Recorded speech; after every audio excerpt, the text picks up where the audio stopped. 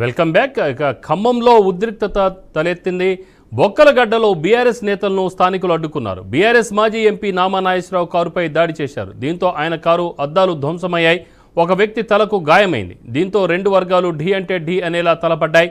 తీవ్ర దుర్భాషలాడుకున్నారు. దాడి సమయంలో కారులో హరీష్ రావు, సవిత, నామా నాగేశ్వరరావు ఉన్నారు.